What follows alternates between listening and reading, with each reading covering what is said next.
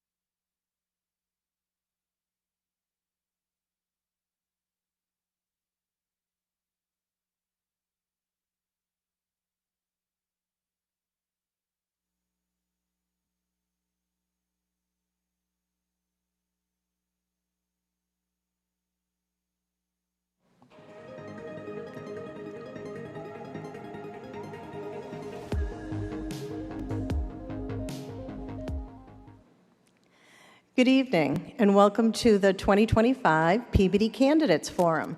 I'm Deanne Healy, President of the Peabody Area Chamber of Commerce.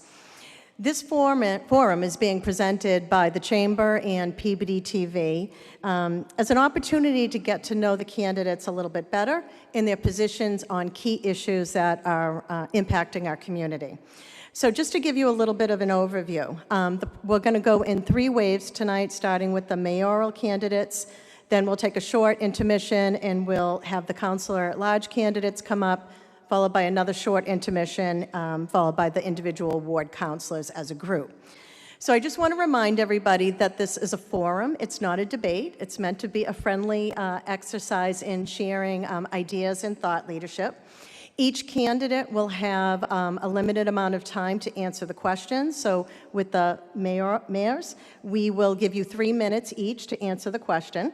Brianna, who's sitting up front, will give you a 30-second warning, which will indicate it's your time to kind of wrap up your thought on that.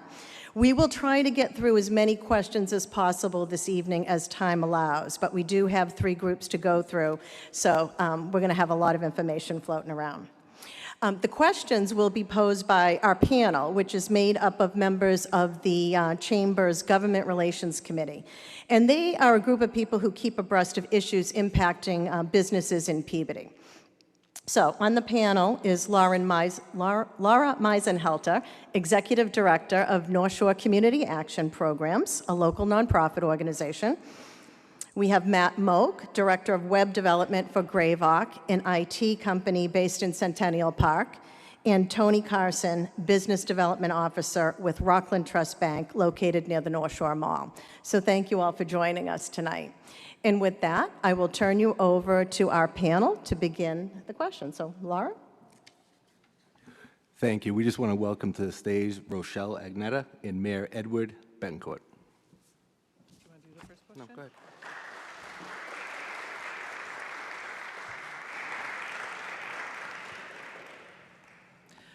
Okay, so to start us off, a nice, easy question. What would you plan to prioritize in the city or hope to accomplish in your first 6 months if elected or re-elected? Well, first, good evening. I want to thank the Chamber, Deanne, the whole team for this forum tonight. I always love the opportunity to talk about Peabody. I want to say hi to Rochelle and everybody who's here today. That's a great question to start off with, and I certainly think there's a number of things that we could talk about moving the city forward. I'm really thrilled with the number of projects and things that are taking place in our community and really looking forward to what's ahead. I think in terms of the first 6 months, I really believe it would be focusing on management of a number of the projects that are taking place in our city.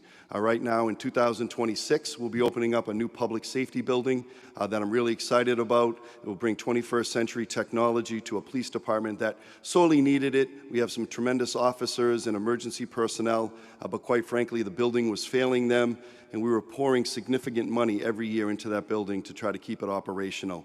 To be able to have training, technology, all the things that are needed to combat 21st century crime, which is ever changing and ever evolving, it's important that we have a police station and a public safety facility that meets those needs. Our fire department management team will be there, as well as emergency management. I'm really looking forward to that. We meet every week to talk about the project, to get caught up, and I'm really pleased that we are on time, we are on budget, and moving forward. I'm very excited about that. As well as the new Peabody Veterans Memorial High School that's on board. We're still about 3, 4, maybe even 5 years away, but we've completed the feasibility stage of that process. Now going into, we went from eligibility now into feasibility, and we're going to be next year in 2026, probably in the early part, those first 6 months, we'll be choosing the owner's project manager, and we'll be also choosing the architect. We'll start getting to design what we're going to be looking at as the site of the project. It will be up where the Peabody Veterans Memorial High School is now, but we don't know the exact location where that will going to be. And then the Central Street project, which I always try to apologize, and I've been trying to get the word out to people that it is a monster. It's a very difficult project right in the heart of our city. I just tell people to try to be patient, cooperative over the next couple of years, because it is going to be transformational when it is complete, and it's going to be something very special, and it's going to make it safer, make it more aesthetically pleasing, and it's going to make a difference for our businesses and residents in that area.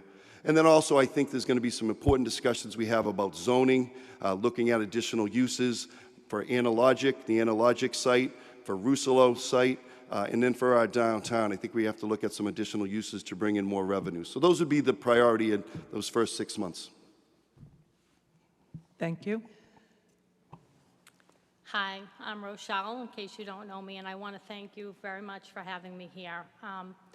My first 6 months, I think, would be filled with a lot of getting to know everyone, getting to know the department heads, making sure I know where everybody stands, where the departments are, what they're doing. I would concentrate a lot on that.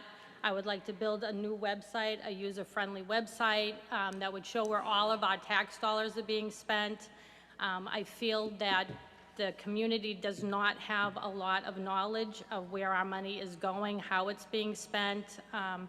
That would be a big concentration in the first 6 months for me, and I think it would take up a good part of that 6 months for me. But that would be most of it, and like I said, just getting to know where all of our department heads are and what they're doing, and that's pretty much would take up my 6 months. Thank you. What would you like to see happen as far as redevelopment of land left vacant by large companies such as Rousselot and Analogic?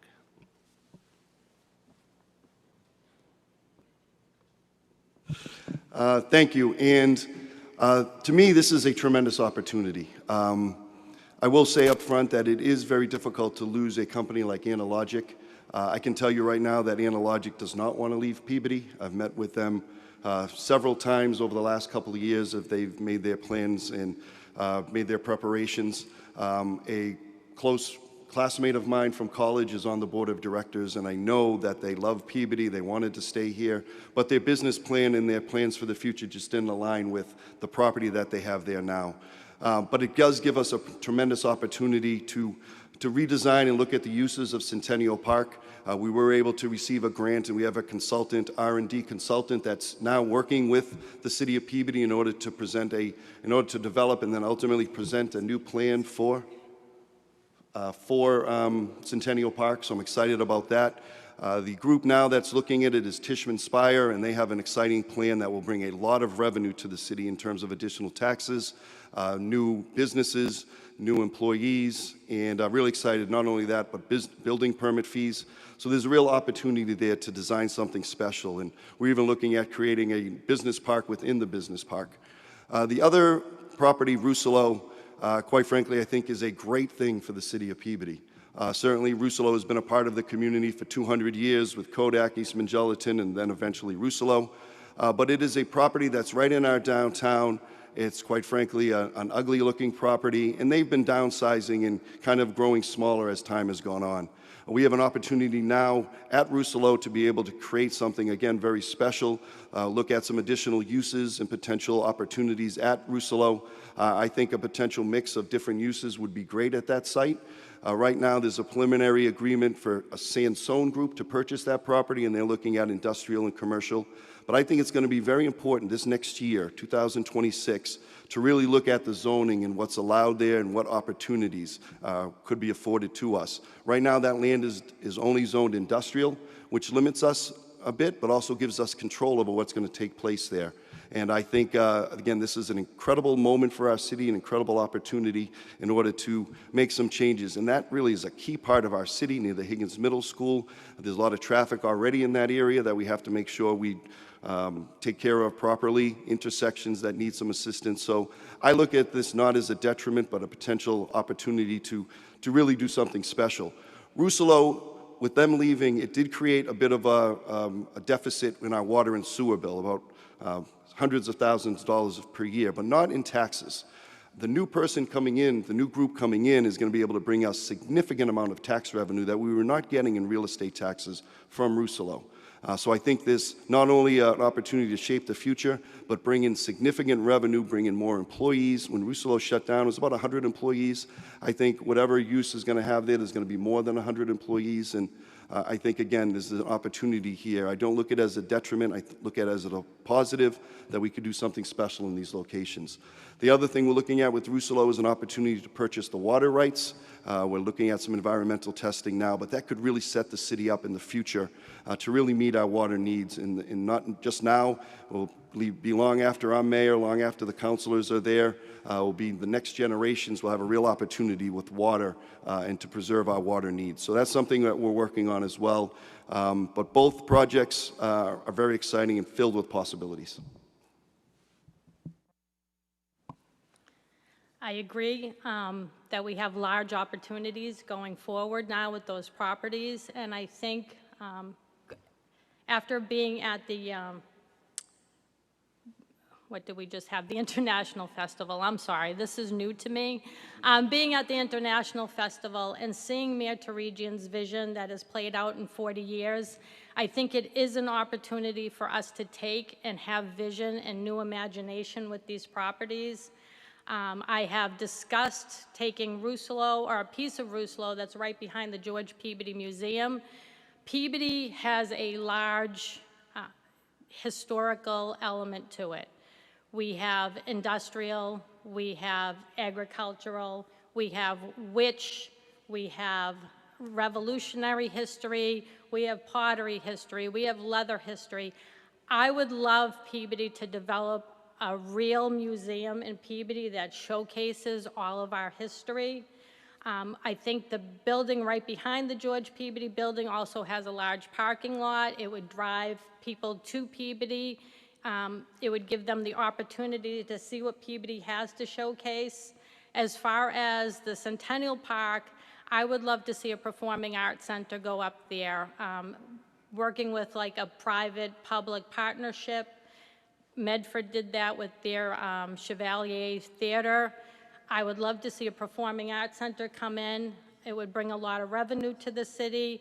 Medford, how they did their programming, it doesn't cost Medford a cent to do their performing arts center, but it brings $3 to $5 million a year to the surrounding businesses. The same with the Cabot Theater. It is a nonprofit organization. Beverly does not make money on it, but it brings $9 million in revenue to the surrounding businesses. I would like to see those kind of creations in Peabody that will drive people to our city and start spending money in our city. That is a vision that I think we need to take on in Peabody. We need new visionary things in Peabody to drive people here, bring in the revenue, and help our businesses, because right now our businesses really need the help.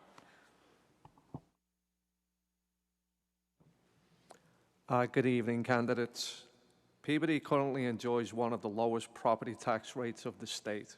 However, with the FY 2026 proposed budget at $208 million, driven by rising insurance and staffing costs and depleted ARPA funds, residents could face a $450 to $500 tax increase. How would you manage spending and maintain services without overburdening residents and putting onus on commercial property owners? And what alternative revenue sources would you consider beyond higher taxes?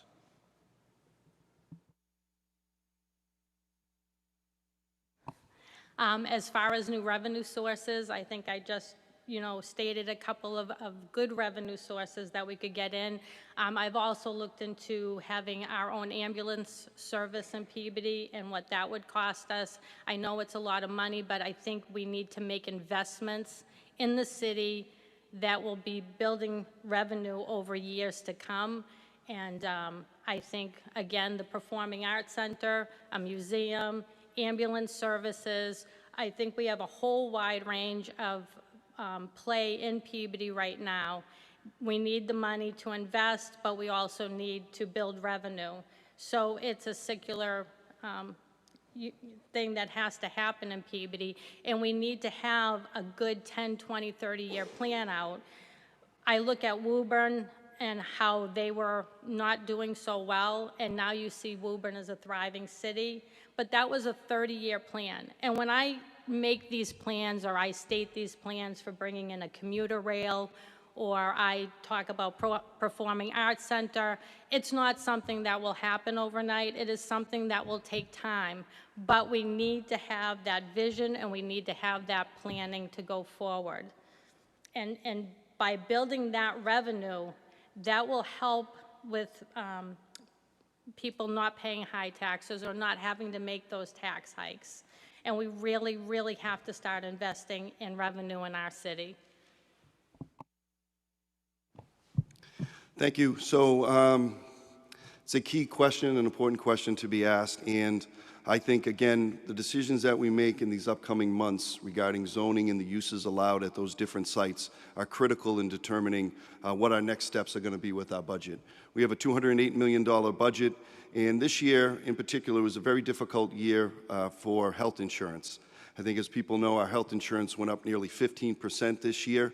That is a budget buster that is going to be very devastating, not only to Peabody, but across our state, across our nation.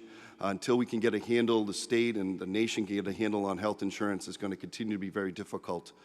This year, our budget went up millions of dollars just based on that, and our tax increase alone was half based on the health insurance increase. And unfortunately, I don't see that changing anytime soon. It's going to put more pressure on all of us to really look at our budgets closely, to look for opportunities, to bring in additional revenue. And I think we have to look at these core sites, Rousselot, Analogic, and our downtown, as important building blocks for what the next budget is going to look like.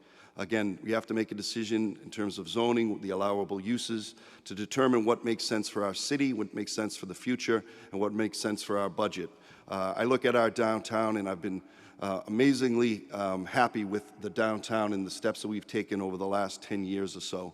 The downtown, to me, when I ran for mayor 14 years ago, I ran on a successful downtown. I had a small business right on Main Street for 12 years, and I saw the possibilities of a downtown, a successful downtown, and what that could bring into a city.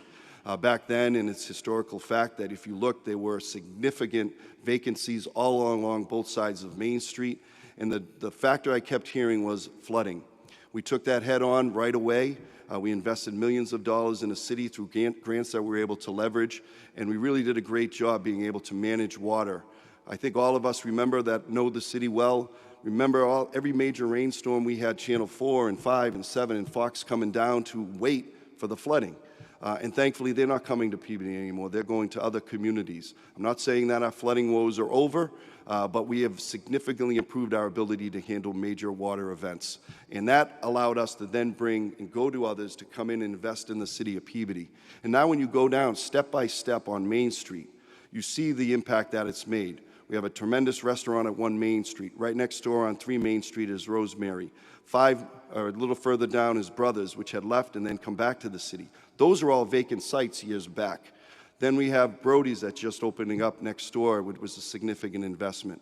We go further down and we have Oleo, we have Create and Escape, we have Granite Coast, we have Bell Inn and Tavern, which has brought significant revenue to our city, the North Shore Children's Museum. Those are the opportunities we need to look at for the future in order to make sure that our Main Street continues to grow. I think we have to look at housing and bringing some additional housing to our downtown. I think that's important. The other thing we have to look at for revenue is at our landfill. There's opportunities at our landfill to raise revenue and bring in some additional revenue that we're going to need for budgets. We've been able to do that a bit, but we need to do more of it. We're working on some plans with the DEP in order to bring some additional revenue with air rights and other opportunities with the city of Peabody.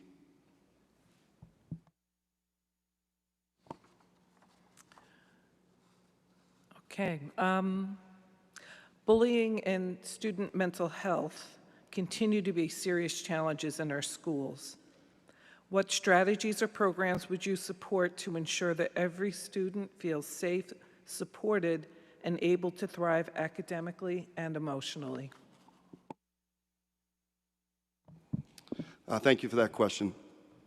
I have 4 children. I'm a parent just like Rochelle is. There's nothing more important than trying to create a safe and nurturing environment for our children in school. And I have 2 now that have gone through the system that are at college. I have 2 now that are in school in Peabody. One is at Peabody Veterans Memorial High School. The other is at the Burke Elementary School in 2nd grade. And this is front and center for all of us. The city had some devastating news in the spring, and really put the spotlight, as it should be, on what we're doing as a city to make improvement. I've been working with a wonderful group of teachers and police officers and parents and elected officials and caring people to try to come up with the right way to make sure we're doing what we can for our children. There's a 4-point plan that we've been working on and very excited about it. The first one being, in fact, we're cutting a ribbon on Friday. We're opening up the new Higgins Middle School Student Resource and Support Center. That is going to provide 3 full-time counselors at all times at the middle school for drop-ins, for regular appointments, just to provide that helping hand for students that are having some trouble, to provide resources to those families that need it. And I'm really excited about that, looking forward to the ribbon cutting on Friday. But that is just a small piece of the work we're doing. The second part of the plan is a behavioral assessment team, group of 2 teachers, 2 administrators, a guidance counselor, a nurse, and a police officer that are going to meet weekly to review cases of bullying in our school system at the middle school, come up with resources, come up with a plan of action. They're going to be meeting and have been meeting every Friday to talk through the plans, and I'm really excited about what that is going to mean. The third is just a city task force that we've created, that we've been meeting regularly on, and I'm really excited about moving that forward as we bring additional attention and publicity and advocacy to the important work that's taking place in our city. And this is not just Peabody, this is everywhere, but really we need to do a better job, and there's more we can do in the city of Peabody. And then the 4th plan is just some additional advocacy that we need to do, I think, at the state level. Right now, bullying is not a recognized way to suspend or expel a student that is a bully. There's only a set criteria that allow for a bully, somebody who is bullying others, to be suspended over 10 days or potentially expelled. I think bullying has to be looked at because that can cause just as much damage as drug dealing, as physical assault. That's right there with those type of abuses, and I think we need to advocate at the state level to allow cities to, in school systems, to prevent bullying and to deal with it as best they can. I think that's essential, but this is something that's going to be a continual work in progress. We need all hands on deck. The only way we can really make a difference is if we're united and doing the very best we can. We need to have a safe and nurturing environment for our students. We need to provide the very best we can. Thankfully, in Peabody, we have a lot of people with caring hearts and great backgrounds that can help, and I'm excited about what we're going to be doing moving forward and really make a difference in this city. I appreciate everything that the city has done, creating these workshops for our children. I believe there needs to be more parent involvement, and one of the reasons there isn't is because our website is such a mess. It's very hard for parents to get the information. We definitely need to work on a better way for parents to get information in and out. I believe there should be a protocol list that parents know about when you report it, where it goes to, how it's reported, and where it goes from there. We lack information in this city that we really need to have, and yes, I agree, children should be safe and secure in their schools. They should know where to go when they don't feel safe, and we need to educate our children on who they can speak to and who they need to turn to when they don't feel safe. Teachers should be taught, school bus drivers, to see the problems, to be able to recognize children that are having these problems. But communication, communication, communication, that is the most important thing right now, and I really, really believe that creating a better website in Peabody is essential. Thank you, candidates. This is the last question. Thank you for your time, though. What is the best way to position Peabody as a place that people want to start their own and operate a business?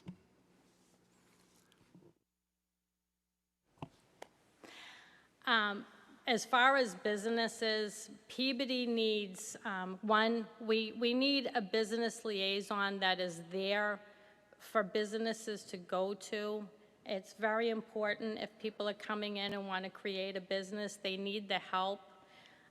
Right now, our building inspector's office has a lack of knowledge at the front desk, so if you are a business and you're trying to move in here, it's very, very hard to get the information that you need, because when you have somebody that is not educated in where they are sitting, it makes it difficult for a business. And I know, I get to see both sides of the coin here. I'm a resident and I'm a business owner.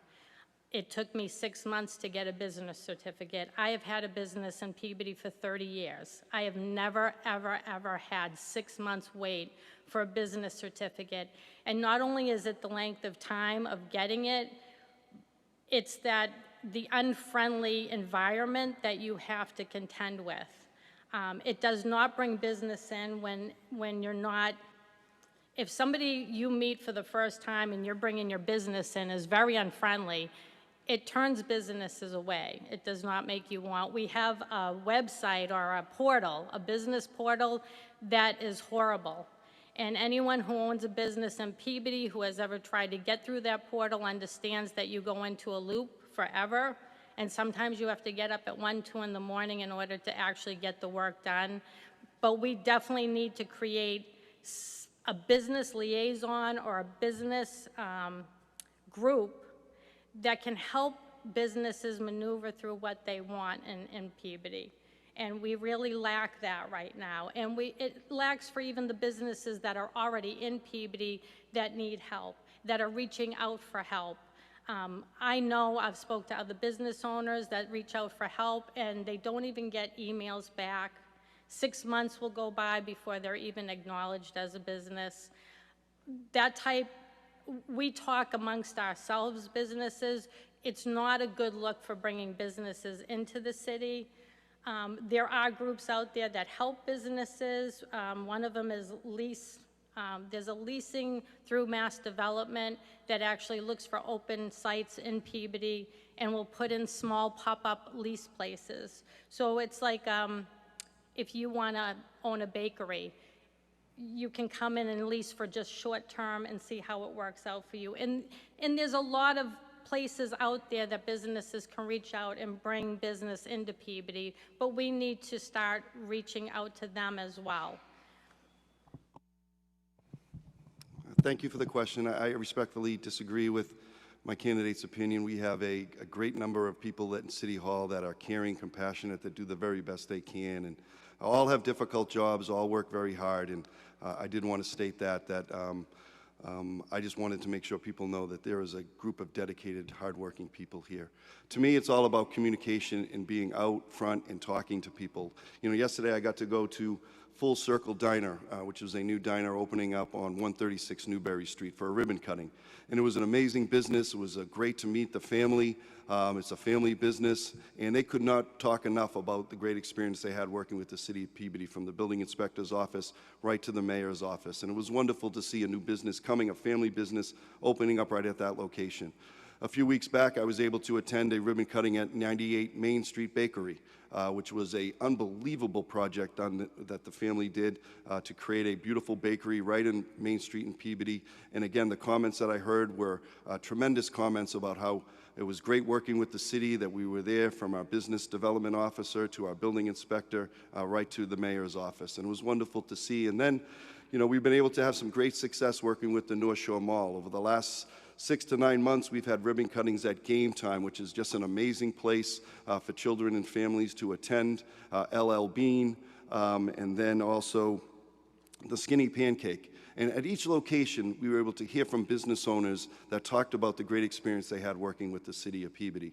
I had dinner a couple nights ago, or a few nights ago, with Angelo Perino, who owns the 2 Toscana restaurants in the city of Peabody. I hope many of you have gone there or have enjoyed a great meal. If you haven't, please do. He also owns, he and his family, Nutre, which is a great business in downtown Peabody, and he's looking for opportunities to expand in the city of Peabody, and we're looking at a number of locations. I think it's that type of working with people, communicating, and providing opportunities. He raved about the city of Peabody and what we offer and what we've been working on. And then Leo Bertolino of Bertolino Foods, an incredible business up on 5th Street. He's expanding now and has had a great experience with the city of Peabody as well. So I do think there's some tremendous communication that always needs to take place, and there's always improvements that need to be made. But there's opportunities here in the city of Peabody that we need to focus on and tout. We have the lowest taxes around. I think last time I looked, a short time ago, if you combine the real estate tax, the electric rates, and the water and sewer, we were among the very 5 lowest in the state of Massachusetts. We have great highway access. There's a lot to tout about the city of Peabody. We just were recognized in Business in Focus magazine, which is a major business publication in the United States of America, that we were recognized and discussed as a business city that was trying to welcome new business to the city. So there's not one fit-all or one-size-all that you can do. It takes a number of people working together, but I really feel comfortable about the effort we're making. Work needs to be done on this. I think the point Rochelle makes about a website is valid. We need to make some improvements in our website. But we really have some hardworking people that give them themselves, dedicated, hardworking, caring, compassionate people working in the city of Peabody, and I'm very proud of that. Thank you, candidates, for your time. Well done.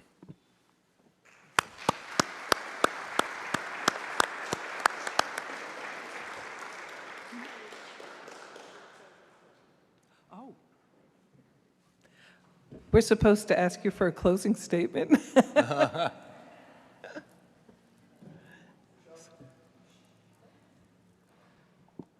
We didn't go over that. We didn't know that. No?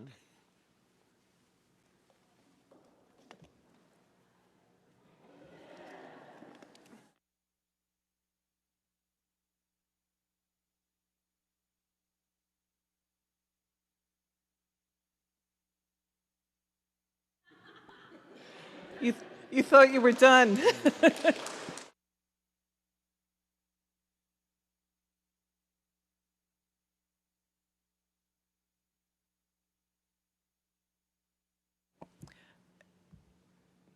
Madam Moderator, how much time do they have for their closing statement? 2 minutes, okay. Rochelle, would you like to go first? I do believe we have a lot of potential in Peabody. I believe we have a lot of great people that want to do and see the same things happen in Peabody. We want Peabody to grow. We want Peabody to thrive. Again, we need vision. We need different ways to bring in revenue in this city. and I am here to listen. I think that's one of the problems, or I don't want to say problems, I think people need to listen with more than just your ears. We need to listen with our hearts. We need people to know that they are being heard in the city, whether it's a parent with a child who's been bullied, whether it's a business that's struggling.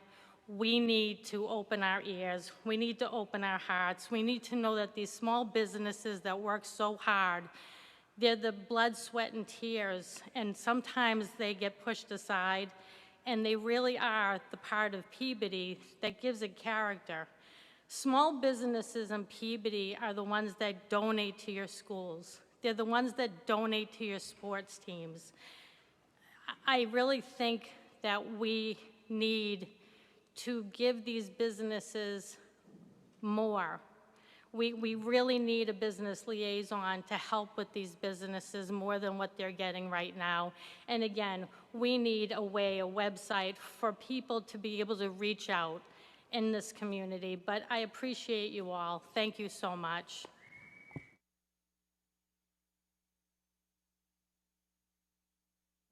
Again, I want to thank Deanne, the chamber team, the moderators. Thank you. I want to thank Rochelle for a classy discussion tonight. I'm Mayor Ted Betancourt. I've been very fortunate and blessed to be mayor of the city for the past 14 years. I love this job. I feel great passion, and I want to see the city desperately be a city that we're all proud of. I'm raising, my wife Andrea and I are raising our 4 children. All have gone through the Peabody school system, as both my wife Andrea and I did. And I want a school system to be proud of. I want a school system that challenges our students, that give them the skills they need and the opportunities in order to move forward. And I want a public safety sense in this city that is very strong. I feel like cities are always built on education, public safety, and quality of life. And I feel like we're taking steps over the years in each of those and have built a foundation for many generations to come with our new middle school that we opened up 7 or 8 years ago, planning for the new high school. We just did a major project at the Welch Elementary School and the Center Elementary School that will extend the life of those buildings for 10, 15, 20 years. We're going to be opening up our new public safety building, which is very exciting, and continuing to emphasize and work on the infrastructure needs of our city. When I did take office 14 years ago, I felt that the infrastructure had fallen behind and not enough attention was being paid to the infrastructure in our community. And I felt that we needed to prioritize the infrastructure, not only for the present, but for generations and years to come. And I think we're doing that. The projects are difficult. It's not easy to do a project. It does create traffic issues. It does put some hardships on neighbors and people for a short term. But the benefits are going to be last for many generations to come. I love the challenges. I love the excitement of it. I feel like we have a great team in place here. We have a strong city council, strong school committee, and a lot of caring people that I'm really excited to work with. I humbly ask for your support. I humbly ask for your vote on Election Day, and I'm looking forward to the challenges ahead. And thank you for your time tonight.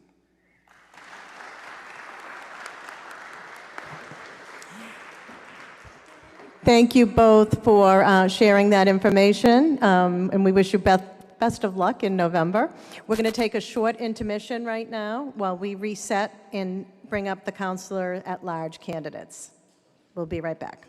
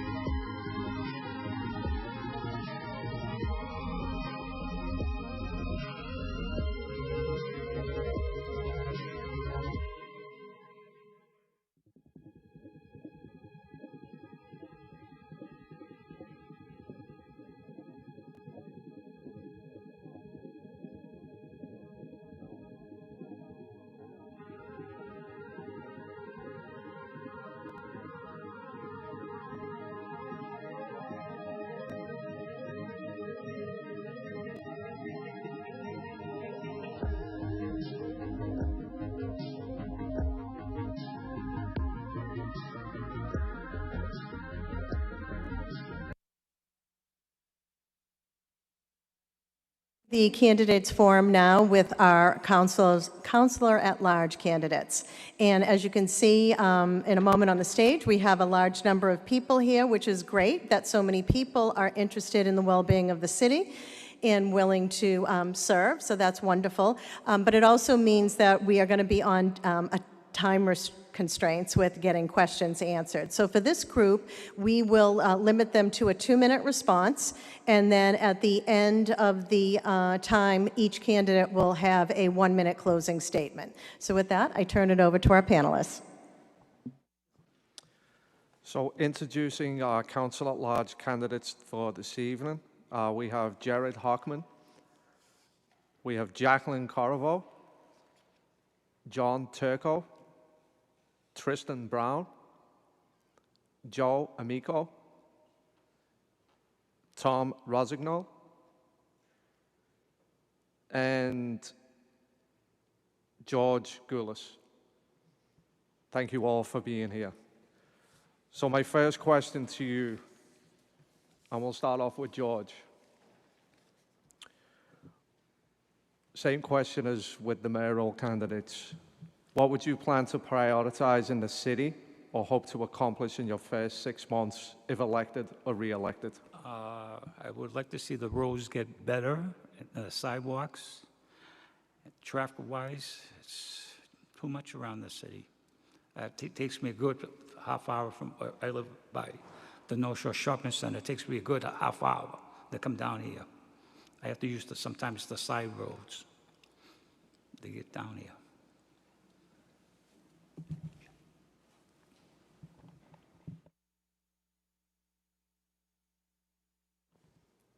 Thank you. And Jared? Thank you for the question. Thank the Chamber of Commerce for hosting tonight. Thank my fellow candidates for being present here tonight to talk and answer some of the questions that you have and give the public some of our thoughts and ideas as to why we're running for public office, what we hope to accomplish, and things along those lines. I want to thank the other candidates that are here tonight as well, the mayoral candidates, the ward council candidates as well. It takes a lot of courage to put your name on a ballot, and I commend everyone that's done so. To respond to your question, 6 months is not a very long time. It's hard to accomplish much in public office in 6 months. I can tell you the 3 things that I'd like to see.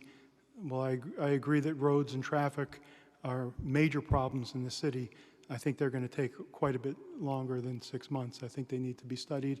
I think we need to have a major overhaul. But 3 things I'd like to accomplish, or at least try to accomplish at the onset of my term as a city councilor, are to give real estate tax relief to disabled American veterans. I think we don't treat our veterans well enough here in Commonwealth of Massachusetts or in the city of Peabody. I think that disabled American veterans should be able to get a tax abatement on their real estate for the same percentage that they are disabled.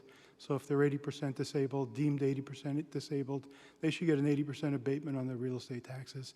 These are men and women who fight for our country or serve our country and aren't able to earn potentially because of disabilities that they experience doing that. I also want to provide tax relief to senior citizens, people over 65 or 67, because I don't want anyone forced out of their homes.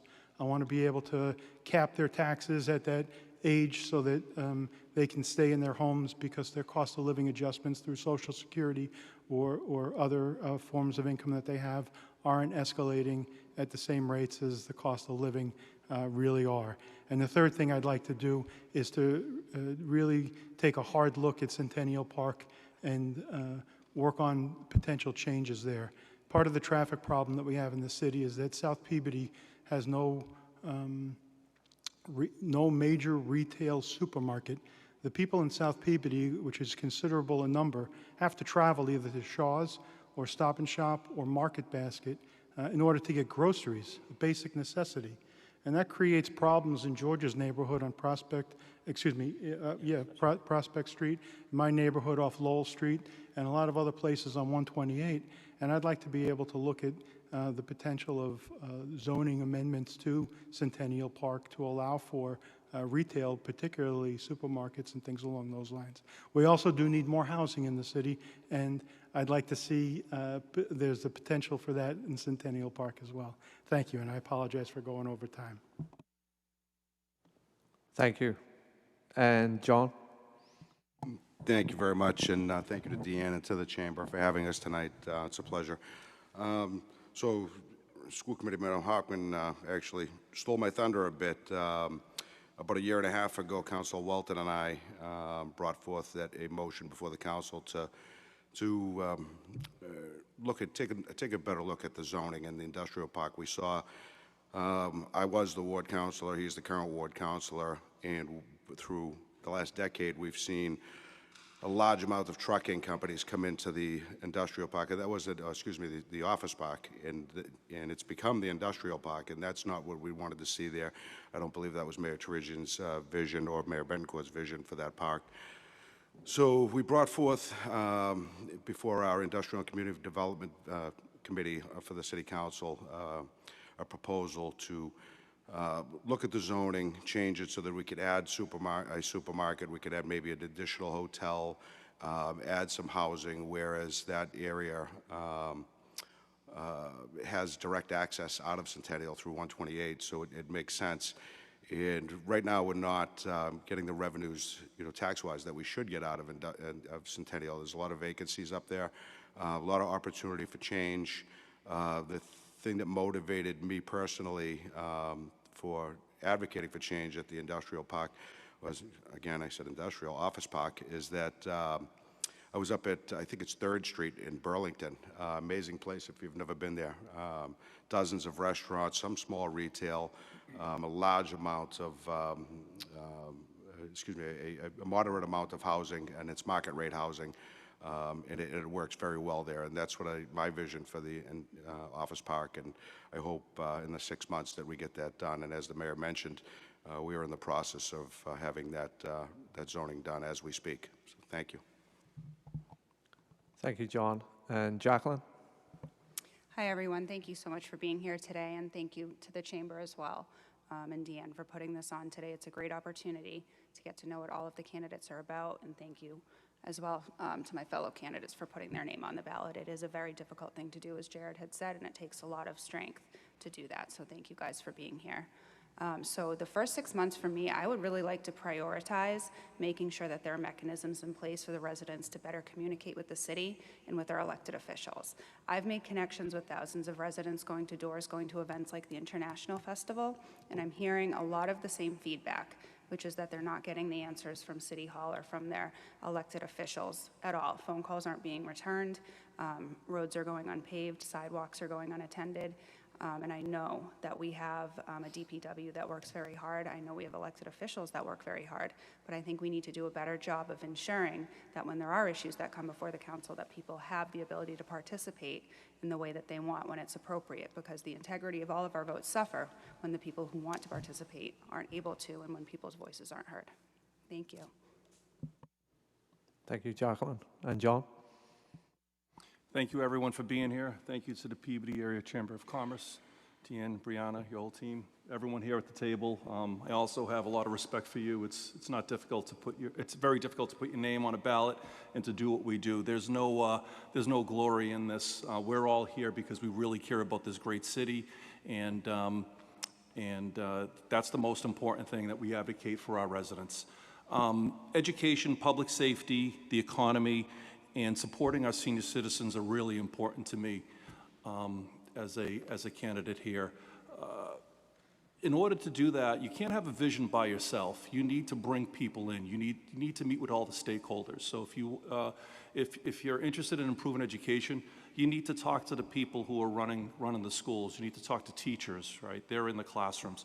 In public safety, police and fire, right? You have to have ongoing communications with the leaders who are leading those organizations. The economy, there are so many different facets of the economy. It's small businesses. Now, downtown Peabody is beautiful. It has a lot more potential. I do believe that some micro units, some small housing would bring more foot traffic down to Peabody. Our Peabody restaurants, our Peabody businesses, don't lack quality, they lack more customers. And if we get more people walking Main Street versus driving through it, I think we'll find that Peabody's Main Street, Peabody's downtown can be like any other downtown that's very successful. I also think it's very important that we look at the new revenue sources. We have great opportunities, as everyone else had mentioned, but you have Rousselot, you have the office park, you have some vacant buildings. This is opportunity to generate revenue, and if we can generate more revenue through taxes, that makes it a little bit easier of a burden on our residents, okay? I still think this is the best place to live on the North Shore, not only because it's affordable, but because people show up. What I've found here in Peabody is that we are responsive. Nobody's perfect. No elected official sitting here, no candidate here is perfect. The mayor's office isn't perfect. But you know what we do is we try and we come together, and that's the most important thing. And unfortunately, negativity will never get you to where you want to be. So be positive, work together. Sometimes you have to disagree with people, but most times when you cooperate with people and come together, that's a proven recipe for success. Thank you. Thanks, John. And Tom? Well, thank you. Thank you, Deanne. Thank you for the chamber for having us here. Thank you for the candidates, like everybody else had mentioned, for putting their name on the ballot. The question was the first 6 months. I'm going to touch on, just because I'm second to last, I'm going to touch on a couple of what other candidates had mentioned, and then I'll speak on my first 6 months. Jared had mentioned a tax abatement. We actually do have that, but that goes to one of the problems we do have, and that is communication. Making sure that that gets out there, that we do have a tax abatement for seniors. And one thing I did agree with Jared is to improve that and enhance that. As far as the first 6 months, I've had the opportunity to serve my city that I grew up in for the past 8 years. This is a city I love. This is a city that I raised my family. This is a city that my mother grew up in and her mother before her. So I've seen this city grow exponentially. As far as the first 6 months go, there are a bunch of things that we're already working on. One of the first things, first and foremost, is the FEMA flood map that was thrust upon us. We need to assess that and find ways that residents can not have to pay $1 million for insurance that they never had to pay for before. That's just one thing. There's a number of other items that are currently on the table, whether it's the Central Street project, making sure that continues, whether it's the safety building, make sure that stays on budget. So when you go into this, it's not there's one item, we have to attack it. You have to look at everything and make sure that you stay focused on everything. I thank you. Thank you very much. Thank you, Tom. And Tristan? Well, hey there. Wait, where am I on camera? Hi, Grammy. I'm back 2 weeks in a row. Can you believe that? They keep letting me on TV. So the question was, in the first 6 months, what am I going to do to save the world? 6 months is not a lot of time. Realistically, what we're going to be able to do in the first 6 months is we're going to be able to have some conversations, start some dialogues that need to start happening in this city. I'm going to co-sign something Jackie just said, that we need better communication. We need to really focus on reaching out to folks and being a responsive city hall, something that we recognize we're here to serve the people, and we're here, if we're not responding to constituent emails, I mean, I don't know what we're doing, right? But some other conversations that we need to start having surround housing. I hope that we can start a conversation about a municipal housing trust. Municipal housing trusts are a vehicle for cities to try to control development in their localities while also building new units that we need. Now, it sounds like an exotic idea, but I want to remind you, there's kind of like a hometown connection here, and that is our namesake George Peabody started the Peabody Housing Trust in Great Britain.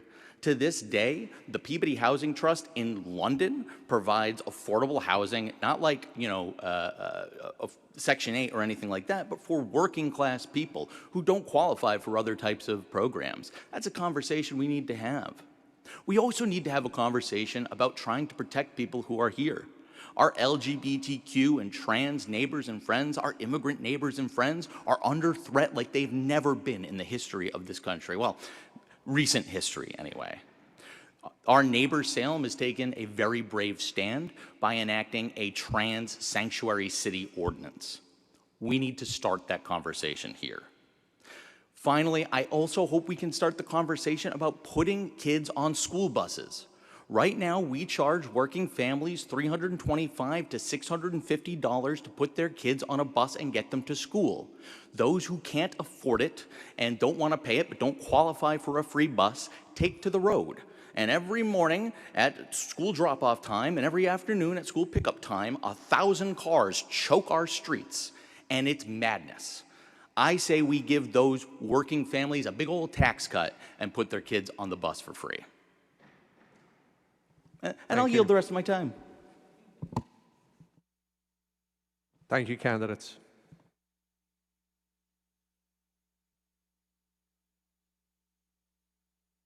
Okay.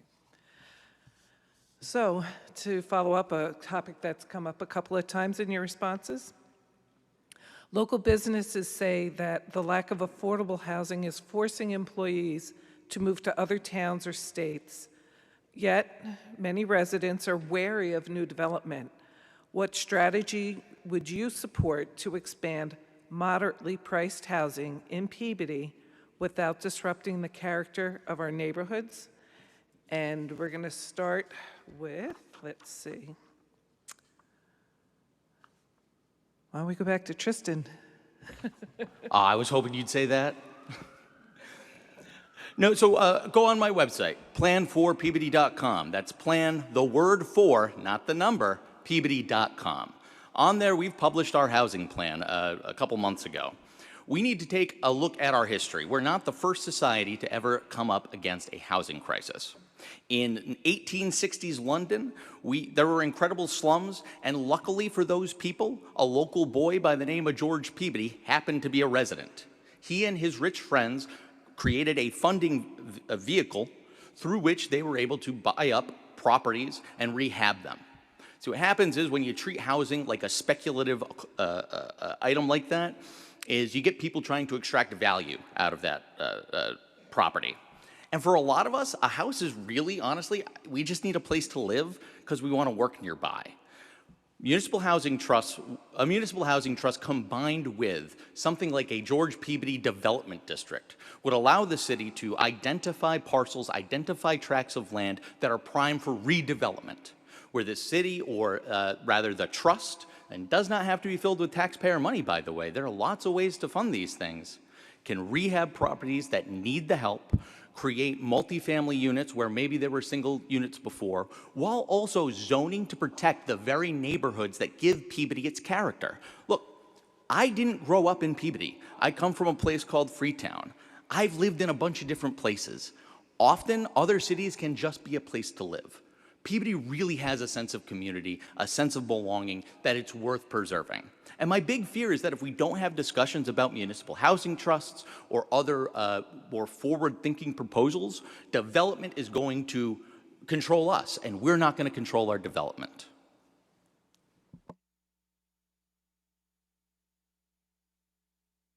Joe?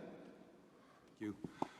So housing is one of those obviously necessary needs for all of us. And I look at this group here, and I wonder how many of us could afford the house that we are in today if we were just starting out. Think of it. I'm not sure if I could. I'm not sure if any of us could. So it's important for me as a city council candidate and possibly a city councilor that we have a tradition here, we have history here. The best thing about Peabody is that you seem like you have 3-4 generations living here, you know, and it's passed on. And I want to see my kids have the opportunity to live in Peabody, you know, just like as Councilor Rosengall mentioned, he's third generation. I think that's important. That's an identity for Peabody. Okay. One of the things that I would like to see is I think there's a lot of opportunity in downtown. We have the businesses there, we have the infrastructure there. Again, we lack the foot traffic. And how do you get foot traffic? You need some housing. Okay? I'm not saying to overhaul the whole city and drop 10-story buildings in downtown. No, that's not what I'm saying. I'm saying you need to look at the possibility of having some micro units, one bedroom condos, maybe two, bring some families down, maybe some retirees who want to downsize from their larger homes. In 10 or 15 years, I live in a four-bedroom home, four-bedroom, three-bathroom home. I'm not sure if I want to live in that down the road. I'd love for my kids to have the opportunity to live there, and if I could move into a one- or two-bedroom home downtown and not have to do maintenance and not have to mow the lawn, and I can go out to dinner every night and visit all these great restaurants, why not? So I really think there's a great opportunity here. There's a great opportunity at Rousselot and Analogic again to bring in some tax revenue, and that all is part of the pie, right? So if we can generate more revenue, that'll keep taxes lower, that'll make us more attractive to other investors. There's a lot of opportunity here, so I just hope I'm a part of it. Thank you. Sorry, Tom, I skipped you. That's quite all right, not a problem. I'm going to disagree with the first two candidates as far as housing goes. I've been on the council now 8 years. We've had more development in the last 10 years than we've had at any other time in my lifetime, my mother's lifetime, or my grandmother's lifetime. We've had a 40B, which we are now over the 10% mark. We've had Route 1 developments. We have one on King Street that is potential. We have one on Endicott Street that's potential. We've had numerous amounts of apartment complexes in the city of Peabody. One of the reasons that was mentioned earlier by Mr. Goulis is we don't have the infrastructure to continue to build massive housing units. One thing that is missing, to be perfectly honest with you, is single-family homes. That's one thing that we don't have enough of. High-rises, the state just forced in the MBTA Commuter Rail Act on us. We don't even have a train, and they decided that in their wisdom that we need more apartment buildings and more housing. The city council should be able, and that's why we have zoning, we should be able to control where we have housing, where it's needed, where it will turn into a complete bottleneck and nobody will be able to get around. That's one of the problems with the state forcing housing on each individual community. You have Marblehead right now that literally said, we don't even want your money. The reason why the MBTA Community Act was put on each town and each town actually supports it is because it's tied to money. Marblehead said, you know what, we're good with your money. We would rather keep our community, keep our housing the way it is. Now, is housing important? 1,000%, absolutely. But in the last 10 years, we have absolutely done our part as far as apartment complexes. Like I said, the housing that we need, and I have a 29-year-old daughter that was looking for a single-family home. That is where we're struggling. That is where we need housing, is a new young family trying to find a house to live in, not just an apartment complex where there's 9,000 of your other friends. So it's appropriate housing. That's what we're really in need for, in my opinion. Thank you. Thank you for the question. Okay, Jackie. Thank you. Tom, you've been reading my notes? I'm with you on this one. I think Peabody's absolutely done their part as far as the North Shore communities in absorbing quite a bit of housing. One thing that does concern me is that our schools, our police, our fire, our DPW, they're taxed to the max. We have teachers working out of closets as offices. DPW can't keep up with the sidewalks and the roads. I'm not sure when the last time a staffing analysis was done from the fire or police departments. So I'd be very hesitant to take on any more development at this point in time. And I agree with Tom that we do need single family development, not high density development. Right now, Peabody is at its 10% threshold for affordable housing. And in addition to that, thanks to former Councilor Judy Selesnik, we actually also employ the I'm forgetting what it's called, inclusionary zoning, which means that when a developer builds over 8 units, 15% of them have to be affordable. So we are certainly doing our part, and before we go into building higher density housing, we really need to take a look at supporting the residents that live here right now and meeting their needs before adding significantly more. Thank you. And John? Thank you. I'm going to do something I normally don't do. I'm going to agree with everybody. I think that Joe is correct. You know, there needs to, downtown needs to be looked at as far as housing, and that's primarily to support the business district down there. We need people with the money to actually spend at the restaurants at night, and sometimes that involves older single couples, as Joe mentioned. You know, we don't all want to live in our big lavish houses for the rest of our lives. Sometimes we would like to downsize and be in a walkable area where we could go to Granite Coast Brewery or walk over to One Main and have a drink and then back to the house without worry. On to Tom's point, this council's been exemplary with developing housing. The 40Bs that have come through, some of them questionable, but you know, the one on Route 1, the one off of Farm Ave, very little detriment to traffic in the neighborhoods, and that's what we need to look at. You know, we mentioned earlier Centennial Office Park. Those are the places with direct access without driving through neighborhoods that we need to look at. But yes, you know, the council, one of the things we did was require 20% out of all these new constructions, overlay districts, we call them, on Route 1 South for, or Route 1 North and South for construction. Affordable housing is great. We definitely need affordable housing, but we also need market rate housing, and we need workforce housing. We need people for the middle class that can come in and has, like I said, some money to spend within this city. The council's done wonderfully. The mayor just recently, to Tristan's point, I sit on the CPC, Community Preservation Commission.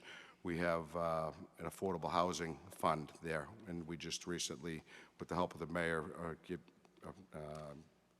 gave $600,000 of that money to a developer on Endicott Street to develop affordable housing, which I believe is going to be over 55. So that's great for that ward. But thank you very much. Jared? Laura, thank you for the question. So I've been spending the last 6 months or so knocking on doors and talking to residents in the city of Peabody to see what it is that they want.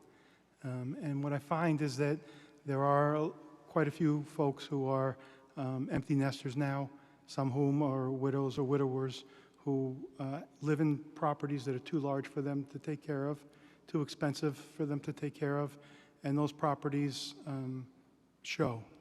And what they're looking for are small unit, single level, 600, 700 square foot type apartments. And we don't have much or any of that here in Peabody. And we should. And I think that we should encourage partnerships with developers because of the need for this type of housing. We do have a population that is aging here in Peabody. And we should work together with private developers so that we can encourage them to meet the needs of the people here so that we can increase the number of units that we have, hopefully driving down the costs of some rental units so that those workers who work in restaurants and bars and other establishments here in Peabody can afford to live here. We also do need a plan. We can't drop 200 plus units in 5-story apartment buildings in the middle of the Emerson Park neighborhood or any other neighborhood. We need to look at how development impacts not just resources for schools, police, fire, roads, but also our environment. You know, that property that was developed off of Route 1 is providing housing, but it was at a cost for that neighborhood. That neighborhood lost a lot of buffer that allowed for absorption of water and created some pretty terrific environmental problems. You know, we're seeing some other issues down in South Peabody. Somebody mentioned the FEMA map, the FEMA flood map. we're seeing that with more impervious construction that we're causing greater problems for residents that already live here. We need to look at, I think, Centennial Park as a place to develop residential housing, as it's already paved. Analogic, I think, is a site that would be attractive for that. It's close to 128. It has access to Route 1. But I mean, I think that we need to work with private developers to meet the needs that the people have. Thank you. And George? Well, my opinion, I think we're over too much over development in the city. I think we got too much going on around here. We don't know where we're going next or going. The city grew too fast. I've been here all my life, 72 years. I've seen the good, bad. What's going on around the city? I think the development's out of hand around here. I like the idea with a new high school. Yeah, I was part of that school, but housing, I feel bad for the citizens. How can you afford a house these days to live in Peabody? For a single person, it's hard. I bought my folks' house 6 years ago. I got it for a good price, but I can't see anybody else could afford to build a house in Peabody. It's too expensive around here. Thank you. Thank you, candidates. We're going to conduct closing remarks now. Please keep it to a minute for time constraints. Jacqueline, can we start with you? Absolutely. Thank you, Maddie. Thank you, everyone, for being here, and thank you again to the Chamber for putting this on. It's a great opportunity. I hope lots of people are tuning in from home. If you are, thank you so much, and thank you to everyone that took the time to drive down here to the Wigan. And thank you to my fellow candidates for coming out tonight and having these really important discussions. My name is Jacqueline Corvo. I'm a candidate for Councilor at Large, and I will be number 6 on the ballot on November 4th. And the reason I decided to run for Councilor at Large is because we need people who are going to do the hard work. I've been one of the hardest working candidates in this election season. I've hit over 2,500 doors, and I've had thousands of connections with residents since I announced in March. So I would be honored to have your vote, one of your 5 votes, on November 4th when you go to vote, either early, by mail, or in person on the day. Thank you so much for being here. Thank you. Joe? Great, thank you, Matt.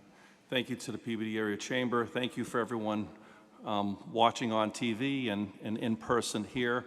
And thank you to the candidates. There are 9 candidates running for 5 positions. 2 of our councilors are no longer running. Ryan Melville, thank you, Ryan, for your service to the city, but more importantly, thank you for your service to our country as a veteran. So thank you, Ryan. And to my dear friend Tom Gould, who is my mentor.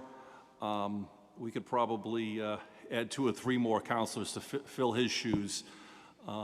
He's taught me about humility. He's taught me about caring about people. And I think that's the most important thing that I'll bring to the council. That's where it starts. It starts with empathy, and it starts with trying to help people. There's no glory in this whatsoever. Okay, we're here because we love this city and we want to help people. Education, public safety, the economy, and supporting our seniors. Those are all very important to me. So if those are important to you, I'm number 1 on the ballot. Just mark that, and I'd be glad to serve and honored to serve this great city. Thank you. Thank you. John? Thank you very much, and thank you for tonight. It's been an interesting night. My name is John Turco. As you can see, I'm in my 10th year on the Peabody City Council, believe it or not. I'm running for an additional term because I feel like there is so much each year that we want to accomplish, and most recently, one of the things that we were fortunate to get was opioid grant money. I come from a family of 6 kids, 3 of them unfortunately overdosed. And I found when these opioid settlements came in, I saw an opportunity to affect some change. And I think that through the city social services department and through help with the health department and the mayor, we have an opportunity to help solve or not completely solve, but help alleviate the opioid crisis in the city. And And that's one of the important things that I felt I needed to stay on for. If you ask anybody in this city, they'll tell you that I'm extremely responsive. We as councilors can be reached via Facebook Messenger, cell phone, email, and countless other ways, and I answer each and every one of them every day. There's very few people in the city that will ever tell you they waited more than a day for me to get back to them, and I will continue to work that way. I'll continue to work on behalf of the residents and help them as much as I can. So I would appreciate your vote on November 4th. Thank you very much. Thank you. Tom? Thank you, Matt. Thank you, Matt. Thank you, Laura. Thank you, Tony. Thank you, Deanne. Thank you for the Chamber for hosting this event. My name's Tom Rosignol. I'm a counselor at large. I grew up here. This is my home. I was raised here. My mother was raised here. She grew up on Lynn Street. My grandmother was here. She actually had a store on Bartholomew Street halfway down. The stoop is still there. I want to touch on something that John just mentioned as far as responsive goes. I know that that was mentioned previously with the mayor candidates, as well as it was mentioned a couple of times here. My phone is on the website. My email is tom_rosignol@yahoo.com. I will answer any phone call or any question anytime it's asked of me. You get into this because you want to try to help. You want to try to do the right thing. You want to try to be responsive. The biggest thing as far as a counselor at large is to be honest with you, is to be responsive, to hear the needs and the concerns of your friends as well as your neighbors in your city, and trying to do the best you can to help anybody in a situation that you can help. Thank you again to every single candidate that's at this table. I know that every candidate that's running, it's a difficult thing to put your name on a ballot. It's a difficult thing to walk and talk to people that you don't know, that you've never interacted with. But to hear people and hear their needs and try to do the best you can to help them is rewarding, and that is why you do this. So I thank you again for your time, and thank you to the Chamber. Thank you. Jared? I'm grateful for the opportunity to be a city councilor here in Peabody. I'm grateful for the people that signed my nomination papers. I'm grateful for the people that allow me to take space in their lawn to put a sign out there. I'm grateful for the people that stand at the door when I talk to them and tell them what my vision and my hopes are for the city of Peabody. I'm grateful for the volunteers who come to No Child Goes Hungry in Peabody to help others, because that's what it's about. It's about helping people. That's why we're here. I'm grateful for the opportunity to coach baseball at Babe Ruth for the last 10 years. I'm grateful to Mayor Bonfanti for allowing me to serve on the Conservation Commission. I'm grateful for my temple for electing me to be a vice president there. I'm grateful for the Rotary Club for electing me on the board of directors there. I'm grateful for the Peabody Education Foundation for electing me as a member of the board of directors there. I'm grateful for the people who give me an opportunity to serve others, because that's what I want to do. That's what this job is about. It's about people. It's about improving your quality of life. It's about making Peabody a better place. Thank you. Thank you. Tristan?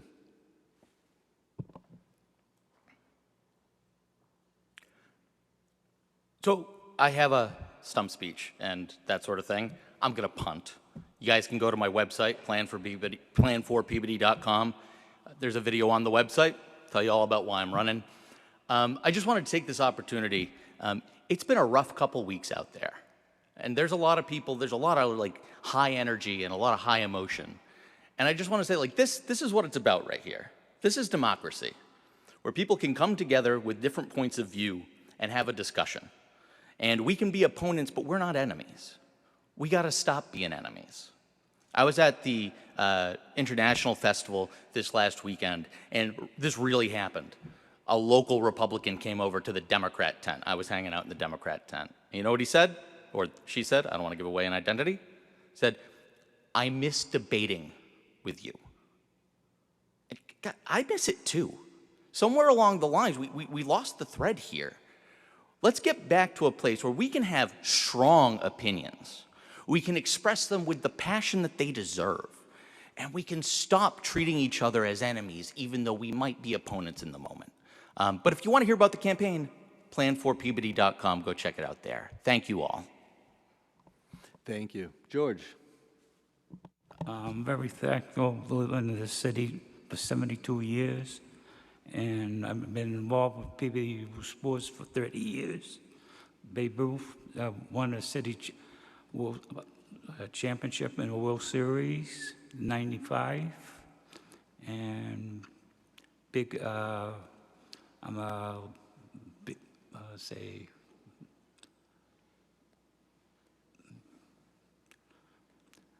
a member of the Peabody Athletic Hall of Fame in Peabody for 10 years. I go all the sports events in Peabody, support my teams.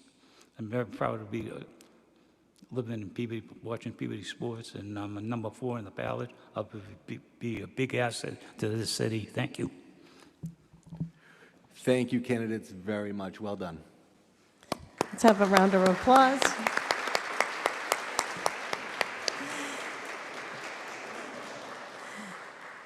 Well, that was a very enlightening session and lots of great ideas that are being discussed.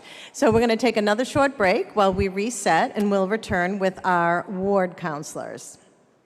Thank you.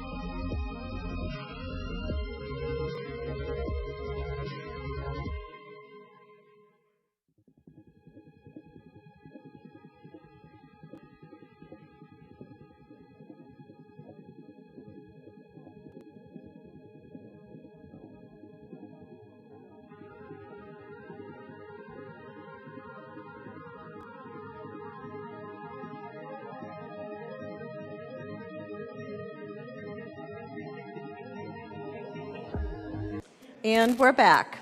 And this will be the final segment of the 2025 Peabody Candidates Forum, where we ask questions of the candidates for individual wards. So although they represent certain neighborhoods, their vote on the city council actually impacts the entire city. So that's why we're doing them as a group. So with that, I'll turn it over to our panelists. Greetings, candidates. Welcome. I'd like to introduce the candidates to you. Starting from the end, we have Neil Papamichael, Ward 3. Oh boy, Mike. Oh my gosh, help me because I don't know yet. It is Michael Higgins, okay. Michael Higgins, Ward 6, my apologies. I was too busy talking, I didn't introduce myself.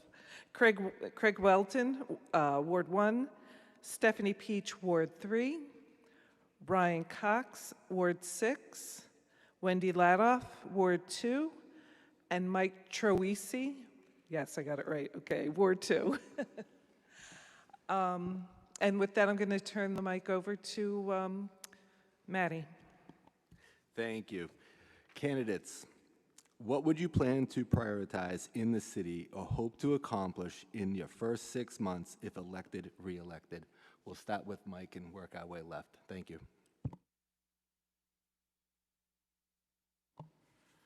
Hi, thanks everyone for coming here. Thanks for watching TV and thanks for hosting. In the first 6 months, there'll be learning curve for whoever wins the seat, wins the election for Ward 2. We'll both be new, but I'm sure we could hit the ground running. Both the active community members.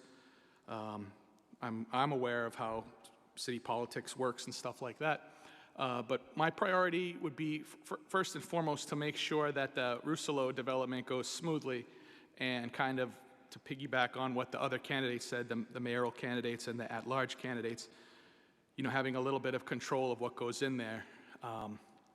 We don't want to add to the traffic. We don't want to add to the infrastructure problems and limitations, but we need something there, and what should be there?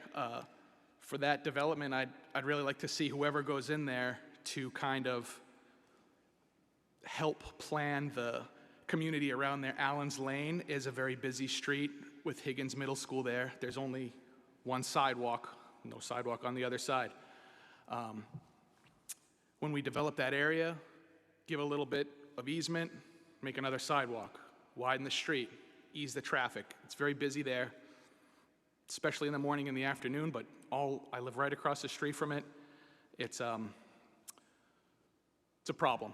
So I'd like to see whoever goes in there give a little bit back to the city, a little bit of green space, a little bit of sidewalk, a little bit of road, and keep something there that's beneficial for the community, not just some warehouse or something like that. Thank you. Thank you. Wendy? Okay. Hi, my name's Wendy Ladoff. I'm running for Ward 2 Council. In the first 6 months, what I would be a focus, I do agree with Mike, Bruce is a very important topic. Some other things that are critically important as well is being accessible and responsive. I've been walking since April, and I've knocked on 1,000 doors, and I've heard from residents that they need responsiveness. They need someone who will be contacted, and they will have a phone call back. They will be emailed, and they'll have an email back. I'm committed to be responsive, and I will return people's calls, and I'm very accessible. I am at 71 Main Street every day. I plan to have open community house chats, so like I will have once a month you can come in and talk to me, and there'll be like open hours, so I will be very accessible. Also, I have traffic in safe streets has been on the agenda for everyone. There is a problem with traffic in our safe streets. There are sidewalks. I walk from my home on Putnam Street, downtown Peabody, and I would be devastated to have my mom walk on these streets.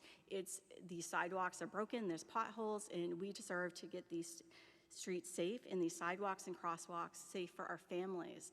With that being said, I did propose a resident-led transportation and safe streets commission, part of something that was published in the Peabody Patch, having something that's more resident-led with the city, with some city folks on there as well, to really work on improvements for our for all of Ward 2 on having safe streets, sidewalks, and it being accessible to walk around and have more pedestrian traffic. I would also have a focus being like advocating for a business liaison role. I know how critical that role was for me when I opened up my store, and that was about 8 years ago.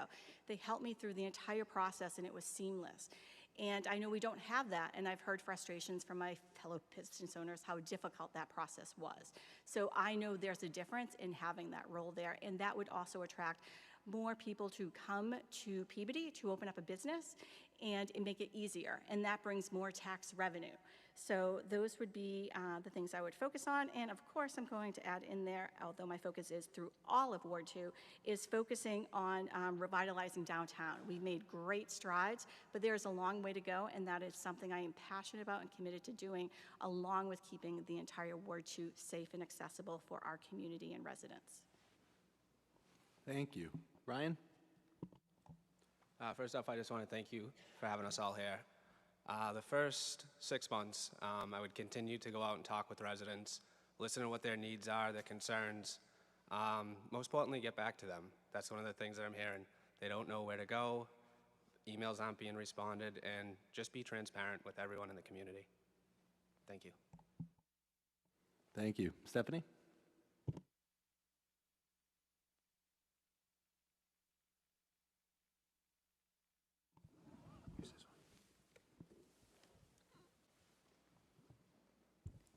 Sorry about that. The red light turned on, but clearly not working.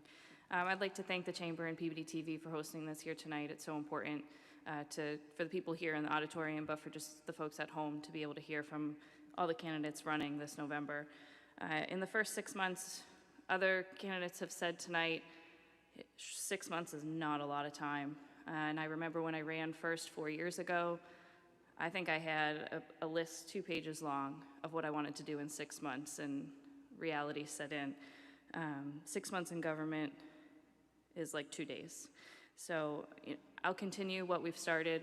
This council, you've heard from the at-large candidates, this council's been working on some great things.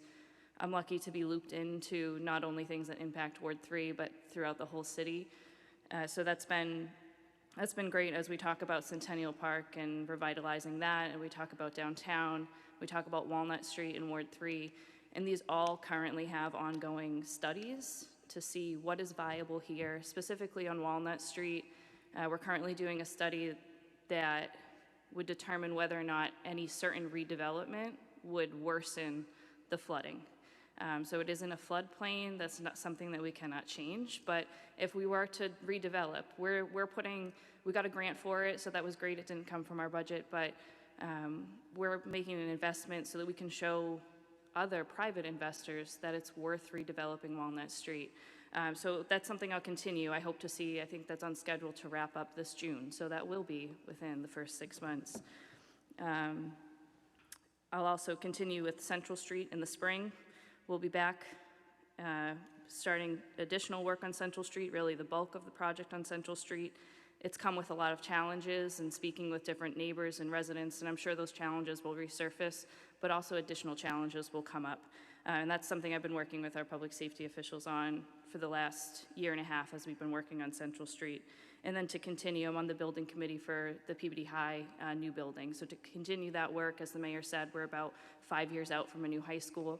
I have 3 children that are going to Peabody Public Schools, and that is so important to me, though it's not in Ward 3, it impacts the whole city, and I'm very thankful to the mayor that I've been able to be involved in these projects. Thank you. Thank you. Craig? Thank you very much, Maddie.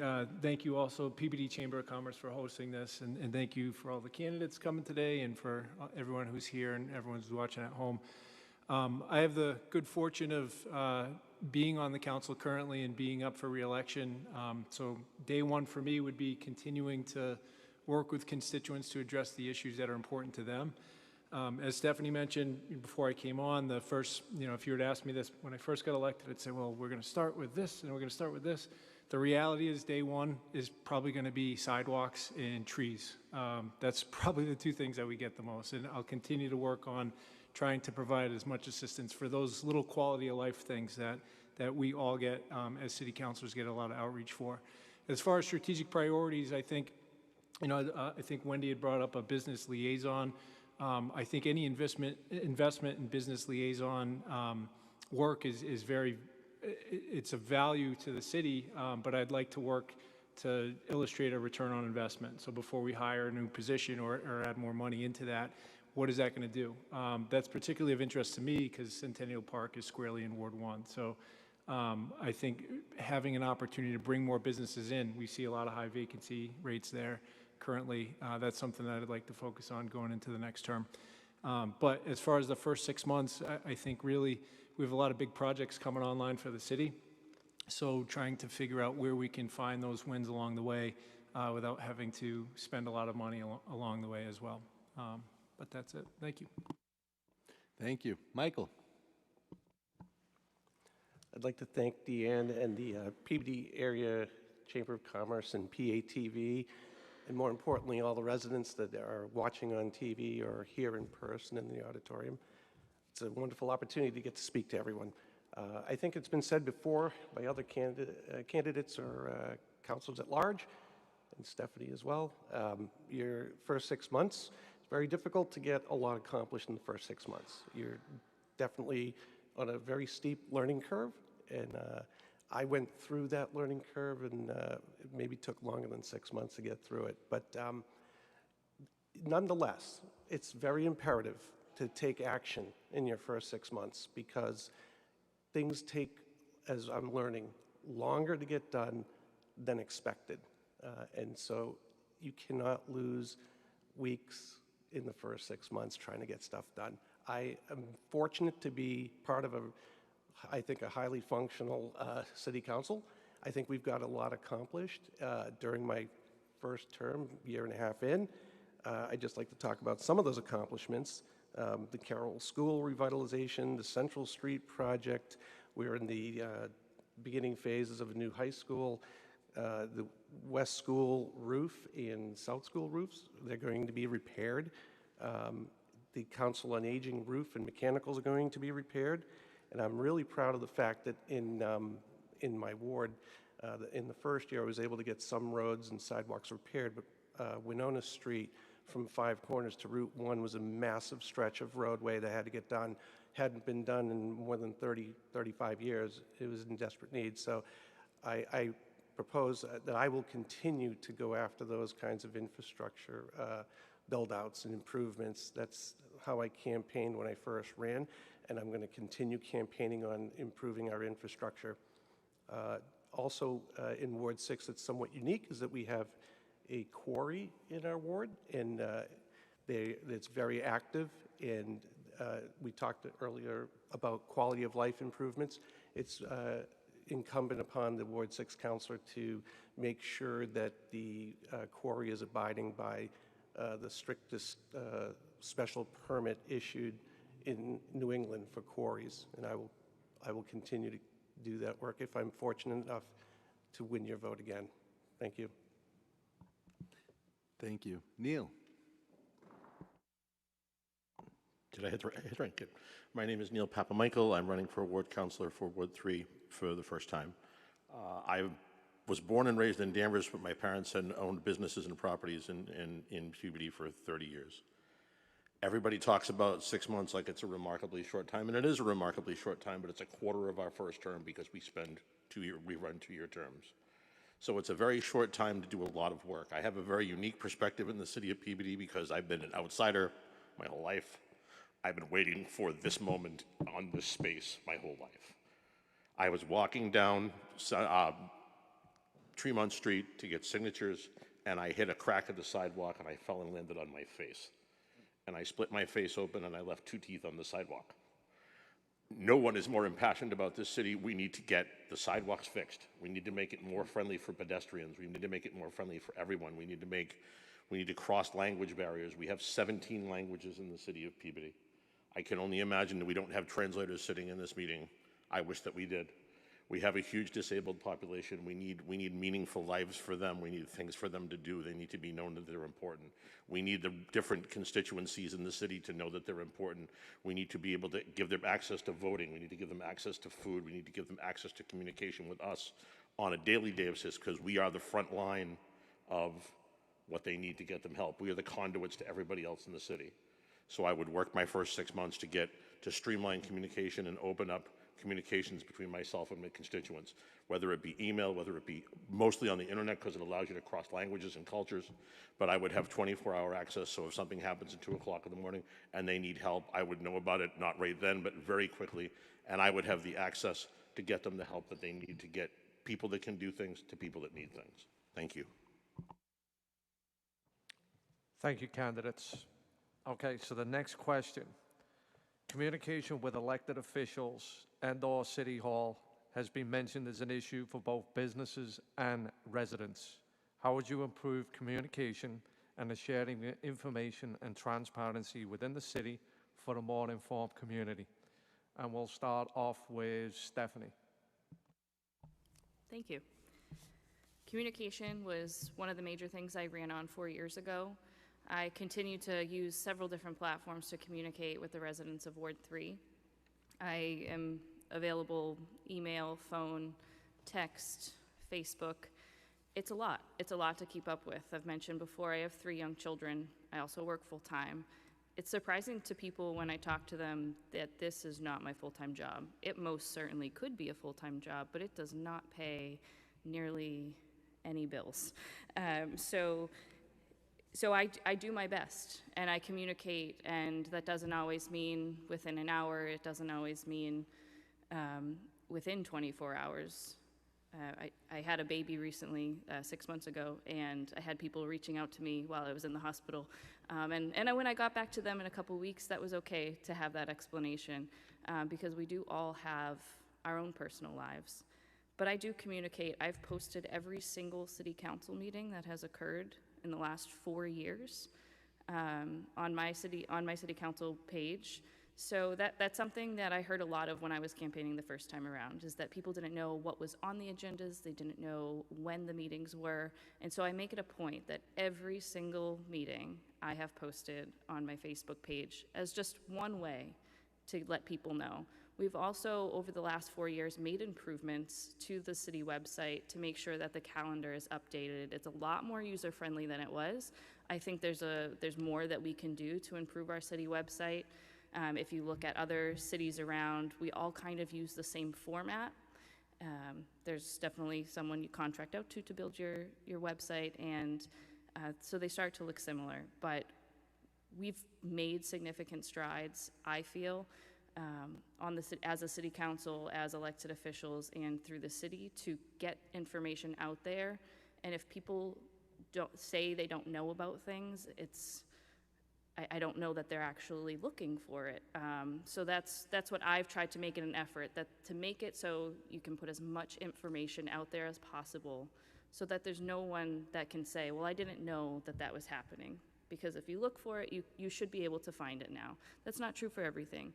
But as far as businesses go, I have been a great partner with the chamber. I've done meetings upon request with them. I've talked to them about how to communicate with myself and with the council. But I meet with businesses, business owners, new businesses that come into the city, usually have to get a special permit, or they have some other issue. Right now we're working on a parking issue on Walnut Street. So I'm continuously available for constituents, business or residential, in Ward 3. And I think over the last 4 years, we've seen a significant improvement in Ward 3 because of that. Thank you. Thank you, Stephanie. And next, we'll have Craig. Thank you. I agree with a lot of what Stephanie had mentioned. I do want to say one thing. I am not as prevalent on Facebook as my predecessor and current colleague from Ward 1 is or has been. It's a double-edged sword. I just want to get that out there right now. If you text me something on Facebook, there's a good chance I'm not going to see it, and you're going to want it done like tomorrow or the next day. I work best, just so everyone knows here, in person, secondarily on email or cell, and am available in those formats as best as I can be. I do check Facebook as often as I can, but I think it sets an unrealistic expectation for everyone that you post something and complain about something and you expect for it to be fixed right away. I know it might not be a popular take for folks out there that use that as their main method of communication, but what was surprising to me when I was elected is the volume of outreach that you get as somebody who's an elected official. And I think it's difficult to set an expectation that you're going to be accessible 24 hours a day, 7 days a week. It's not possible. I'm trying to do the best job that I can, and I know our colleagues are trying to do the same thing. So I think just, for our citizens to understand, that there are limitations as far as how accessible and how many things that we can get done. Having said that, I think we could, as a council, possibly do a better job of engaging our citizenry to attend some of our meetings and share their feedback. I can't tell you the number of times that we have a city council meeting where no one's here. I understand that it's possible to join by Zoom, but Zoom numbers aren't that great either. So I think as often as we can as a community to get together face-to-face where possible, I would like to see that happen more often. But as far as the technological updates from the city, I think everybody in this room has gotten a robocall, probably 3 today. We're doing a good job to try to get the word out, and I think City Hall also does a very good job of, if you call City Hall, they will refer you to your ward counselor and your at-large counselor. So I think we're continuing to try to make it better, but if anyone has any feedback, I think you can reach out to any of us. We're all available, and we would love to continue to have a dialogue to figure out how better to communicate with one another. Thank you. And next, Ryan. So for communication, I definitely think the Peabody website needs an overhaul. It's kind of hard to find some information. It would be nice to also have a calendar, 3 or 6 month look ahead, so community members could actually know what meetings are coming up. Right now, I believe it's only a couple weeks. That's definitely some feedback that I've given.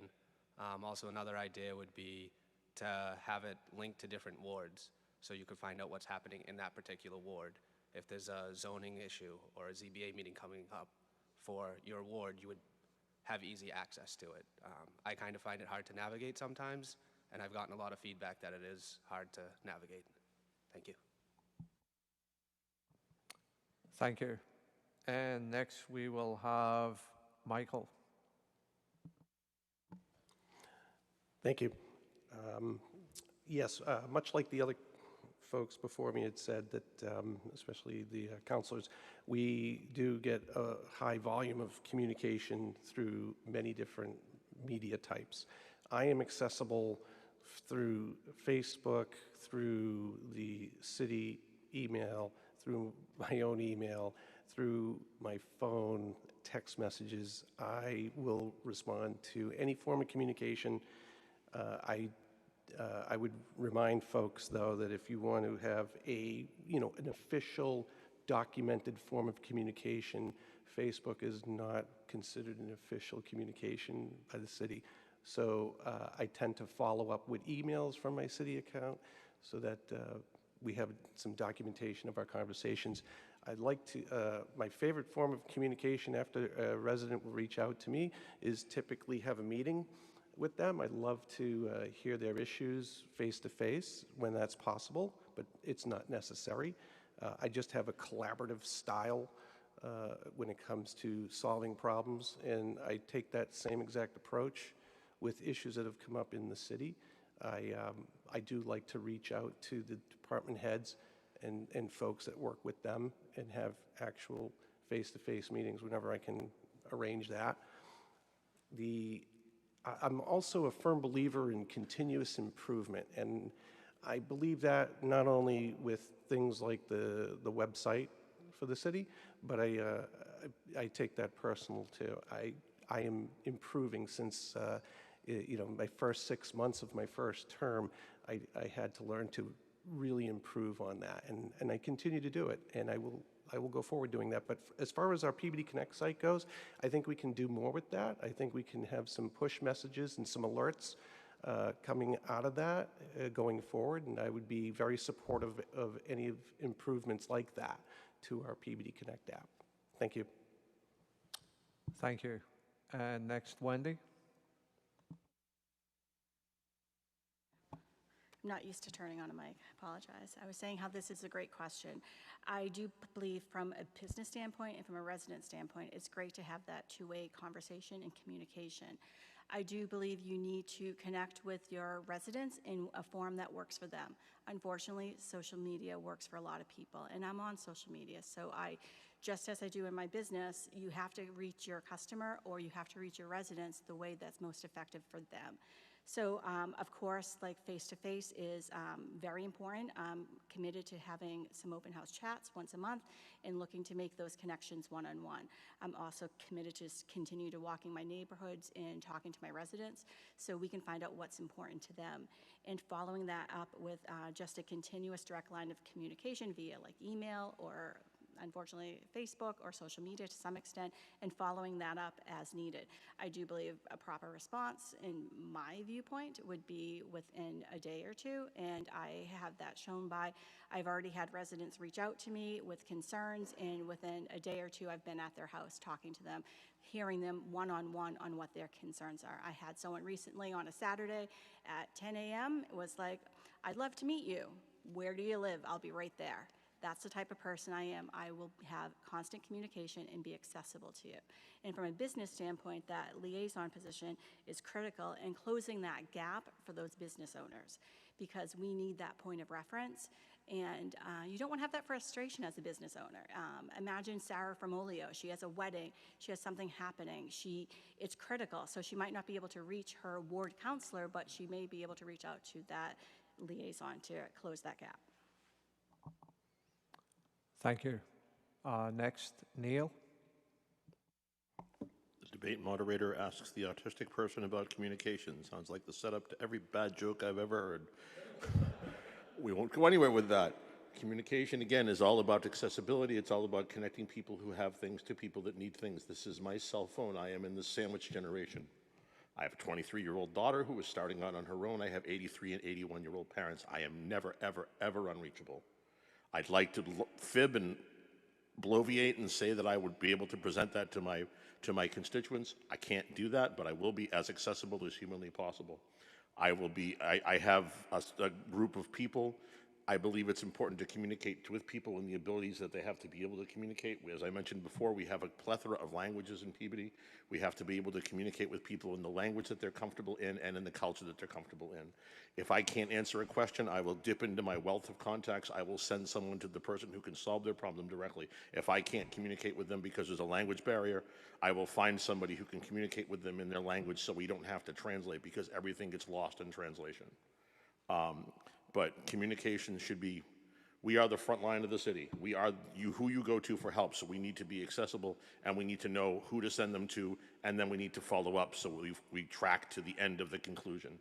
And that's communication is the key to me, that's the key to being a city councilor. That's what it is being able to just talk to anybody at any time about anything and be able to sound like you know what you're talking about. Thank you. Thank you. And Mike. Thank you. Everybody here has made great points, so probably not going to be a lot of fresh stuff from me because a lot of people said what I was going to say. Communication is important. It's a two-way street. Everybody here and everyone watching has taken the time out of their schedule to come and find the information, and we're taking our time to give information about ourselves and our ideas. You're not going to get an answer to a question you don't ask. You're not going to be able to reach somebody if you don't try to reach them. I've had the personal experience, when I was growing up, my dad was a city councilor, and I remember the phone calls and people knocking on the door and people stopping us at the supermarket, and he always took the time to talk to them and help them out if he could. And like Neil said, he couldn't solve every problem, but say, get back to you, let me look it up, let me find out who I can talk to about this, and people need to hear that, but those people came to him. He didn't have to go seek that out, and that's important. Like Craig said, social media, people just post, look at this is terrible. Well, did you call? Did you call anybody to fix the trash barrel? Did you call anybody about the tree? I don't know. Usually gets fixed pretty quickly. I've had experience with multiple city councilors by living here the past 18 years. I've always gotten an answer. 90% of the time, I've gotten results I wanted very, very quickly, and 100% of the time I've gotten a result that was very, very sensible and agreeable to what I needed. Again, the robocalls, the YouTube, the PTV, 20 years ago, 30 years ago, if you missed a city council meeting, you had to probably walk down to PTV and pay $5 and get a VHS copy. Now, if it's important to you, you can watch it on YouTube at 2 in the morning when you can't sleep. So I think there is good communication, but it's a two-way street, and I think the tools are there, but they can be better. Thank you. Thank you, candidates.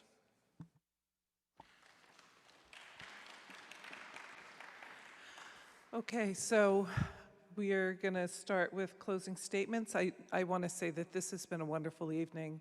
This is the way I think local politics needs to be everywhere. This is really wonderful. Thank you. So we will close 1 minute for closing remarks, and we'll start with Neil, and we'll work our way this way. Gee, thanks. Well, I'd like to welcome you all to the city council meeting, and thank you for I'm opening for you. A musical, we call it an opening. Life as a city councilor and a ward councilor is like being the front line. If you can help people, you need to help people. If you can't help people, you'll be able to tell them where they can go. In the city of Peabody, as I mentioned before, we cross languages, we cross cultures, we cross all kinds of things. I am the epitome of what it is like to be able to survive if you need help. I am not unaware of who I am. I am legally blind. I am autistic. I exist because I have amazing parents. I have been waiting for this space my whole life. Peabody needs to be accessible to everyone. To the first generation people that are coming from other countries, to the kids who go home to latchkey houses, to the kids who have to cook dinner, to the elderly people who don't have access to things and who are existing on paycheck to paycheck. We are the front line. We need to be able to just help people and get people that need things to people that can give them things. And I think as a ward councilor, I think I'm going to be okay with that. And I think that's what we need to do. So if I get your vote in November, that's what I'll try to do. And if I don't get your vote in November, I'm willing to work with anyone who wants to help, anyway, and I will be able to do anything I can with my esteemed counselor who already has the award. So thank you very much. Thank you. Thank you, Neil, for opening. I just wanted to mention that it's been an honor for me and a privilege to serve as the Ward 6 City Councilor for the past year and a half. My wife Sheila and my family, Eric, Andrea, and Jessica, have been extremely supportive of this effort. They know how much work it takes. We moved to Peabody 31 years ago, and we stayed because everyone thinks they have a starter home when they first move in, but not us. We loved it, and we have a deep-rooted love for the community. As I've been doing this job and getting to meet more and more people in the neighborhood and all over the ward, it's a very rewarding and fulfilling endeavor. But I feel like I've hit the ground running after almost finishing my first term a few months to go, and I feel that I really have a lot of unfinished business to take care of. And I have been chasing, trash trucks around the neighborhood, trying to help folks get their recycles picked up. I've been going after tree stumps and tree grindings and limb cuttings and road repair, sidewalk repair, roof repair, and I've really enjoyed every minute of it. I'm hoping to continue that work, and I respectfully ask for the Ward 6 residents to vote for me on November 4th. Thank you. Thank you, Michael. Craig? Thank you. First, I just want to say thank you to everyone who's here today for Peabody Area Chamber of Commerce for putting this on. I think it's really important for voters to be informed and hear why people want to represent them. I'd also like to thank all the candidates, not only the ward candidates, but all the candidates who are here this evening. It takes a lot of effort to run, and I take my hat off and applaud everybody who puts their hat in the ring to give this a shot. I also want to thank my family for allowing me to do this. I think sometimes they like me being busy and being out of the house more than being there, so maybe it's a win-win for them. But realistically, I couldn't be more grateful to be a resident of Peabody and resident of Ward 1. We have wonderful citizens, and it's been a privilege and an honor to be able to serve them. As has been said before, I try my best to do what I can to help other people out. It is difficult sometimes in a city of almost 60,000 to get things done as quickly as you'd like to, but I find that this city is an amazing place where so many people want to do the right thing, so many people want to help out one another, and I feel it's a tremendous honor and privilege to be able to play a small role in that. So I appreciate all of the support from everyone in Ward 1, and I look forward to serving you again this next term. Thank you. Stephanie? Thank you. I ran 4 years ago. I only had 2 children at the time, 2 girls who weren't in school yet, very little. And I ran because I saw things going undone. I saw Ward 3 getting left behind. And over the last 4 years, I've dedicated a lot of time to push department heads, to push the mayor, to find money when there is no money, to make improvements. And they're small and you might not see them, but as we continue and years go by, I think we'll start to see them. And the Central Street project is a big project that we're all very well aware of right now, and it's very open. But it's the small sidewalks that get fixed, and it's the potholes in front of your driveway, and it's the tree that's uprooting and getting in your plumbing system, and those are the calls we take. And I got involved in this because I went to school for public administration, and this is really where my passion lies. And I have been honored to serve Ward 3 for the last 4 years, and I would be so honored to have your vote again this November, on November 4th. And if you're afraid of the Central Street traffic, you can early vote at City Hall starting on October 27th. Right in person, or you can get a mail-in ballot, and the clerk's office is more than happy to help anyone, or you can give me a call and I'd be happy to help you. But so thank you, and don't forget to vote. It is the most important thing you can do as a resident of Peabody. Thank you. Ryan? Once again, thank you for having us here, and thank you for everyone that's in the audience. I grew up in Peabody. I've lived here 39 years. Raising 2 daughters, so I decided to run again. I just want what's best for the community, school systems, young families. You know, bringing up 2 daughters, I just want to be part of something that makes Peabody proud. And the biggest thing, get out and vote. Everyone needs to go out and vote. Wendy? I have lived in Peabody for 29 years. When I first came to Peabody when I was 25, I really thought I might be somewhere I would just stop for a moment in time for a year. I quickly fell in love with it, and Peabody became my home. It's where I raised my family. My kids went to Peabody High School. I loved the Carroll School when my kids were there, and I was fortunate enough to help build 2 playgrounds there in my time there, and it was nationally recognized, and I've done a lot of community work, and I just love our downtown. When it was time to open my storefront, there was no other place it had to be.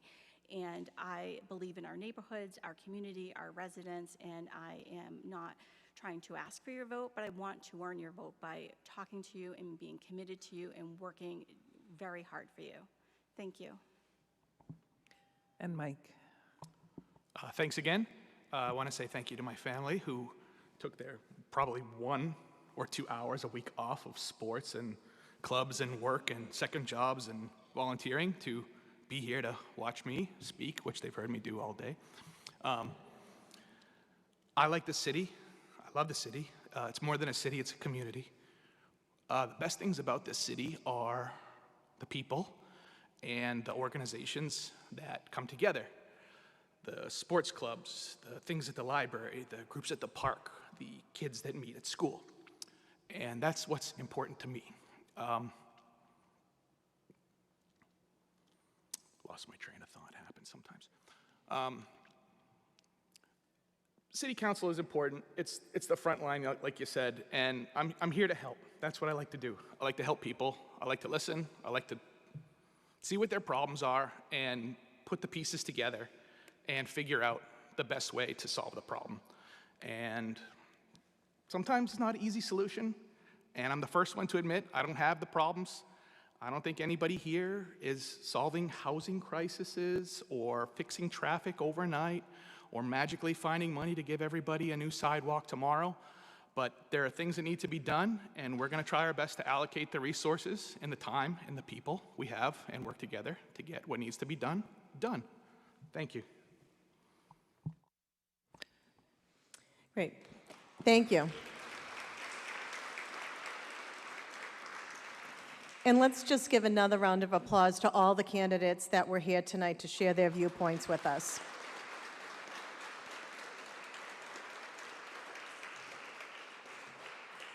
I do want to thank the folks that came down tonight to join us, as well as those who tuned in at home.